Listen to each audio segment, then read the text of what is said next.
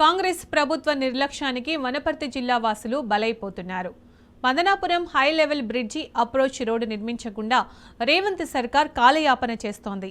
అసలే భారీ వర్షాలు పడుతుండటంతో వరద ఉధృతికి వాహనదారులు నానా ఇబ్బందులు పడుతున్నారు. నిత్యం వందలాది వాహనాలు వెళ్లే రోడ్డుపై రాకపోకలకు అంతరాయం ఏర్పడుతోంది.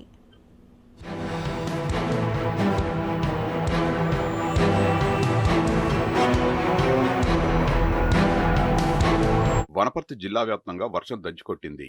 ఎగువ ప్రాంతాల నుంచి భారీగా వరద నీరు వస్తుండటంతో అధికారులు కొత్తకోట శంకర సముద్రం ప్రాజెక్టు గేట్లను ఎత్తారు. ఇటు మదనాపురం సరళాసాగర్ ప్రాజెక్టు గేట్లను కూడా ఎత్తి దిగువకు నీరు విడుదల చేశారు. దీంతో మదనాపురం కాజ్వే మీద నుండి వరద ఉధృతంగా ప్రవహిస్తోంది. వరద ఉధృతికి ఆత్మకూరు, వనపర్తి మధ్య రాకపోకలు నిలిచిపోయాయి. వారం రోజులుగా వరద తగ్గకపోవడంతో వాహనదారులు, ప్రయాణికులు నానా అవస్థలు పడుతున్నారు. నిత్యం ఆత్మకూరు, వనపర్తి మధ్య వందలాది వాహనాల రాకపోకలు కొనసాగుతాయని, వరద ప్రవాహం పెరిగినప్పుడల్లా ఈ రూట్ను బంద్ చేయడంతో చుట్టూ తిరిగి వెళ్లాల్సి వస్తుందని ప్రయాణికులు వాపోతున్నారు. ఇంతవరకు ఏ ప్రభుత్వం పట్టించుకోకుండా ఆలన్న తన సొంత చొరవతో అప్పుడున్న కేసీఆర్ గారి ఆశీస్సులతో ఈ బ్రిడ్జి నిర్మాణం చేపట్టారు. ఈ బ్రిడ్జిని దాదాపు 80% కంప్లీట్ చేశాడు.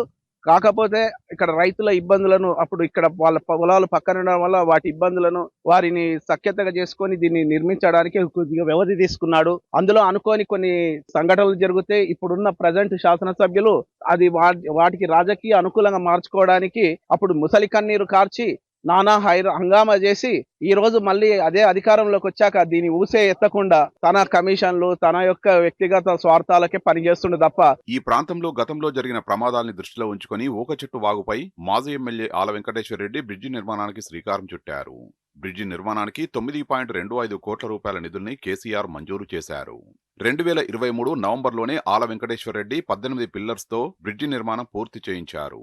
ఆ తర్వాత కాంగ్రెస్ ప్రభుత్వం అధికారంలోకి వచ్చాక పనుల్లో పురోగతి లేదు.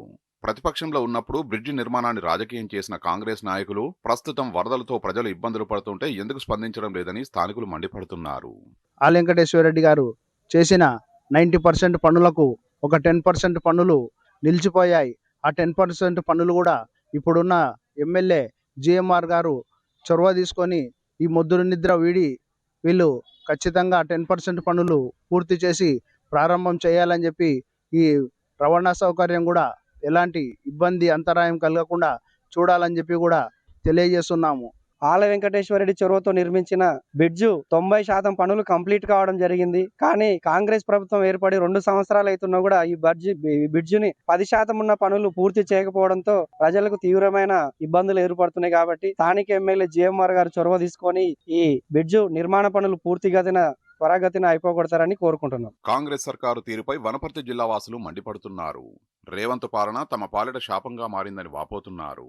బీఆర్ఎస్ హయాంలో సంతోషంగా ఉన్న తాము కాంగ్రెస్ హయాంలో అష్టకష్టాలు పడుతున్నామని ఆవేదన వ్యక్తం చేస్తున్నారు.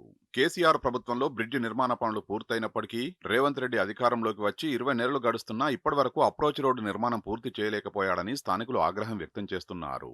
బ్రిడ్జికి ఇరువైపులా 700 మీటర్ల అప్రోచ్ రోడ్డుకు 4.5 కోట్ల నిధులు అవసరం ఉంది. ఆ నిధుల్ని కాంగ్రెస్ సర్కారు విడుదల చేయకపోవడం వల్లే బ్రిడ్జి అందుబాటులోకి రావడం లేదని జిల్లావాసులు ఫైర్ అవుతున్నారు. 2 ఏళ్లుగా అప్రోచ్ రోడ్ వేయకపోవడం వల్ల తీవ్ర ఇబ్బందులు పడుతున్నామని స్థానికులు ఆవేదన వ్యక్తం చేస్తున్నారు.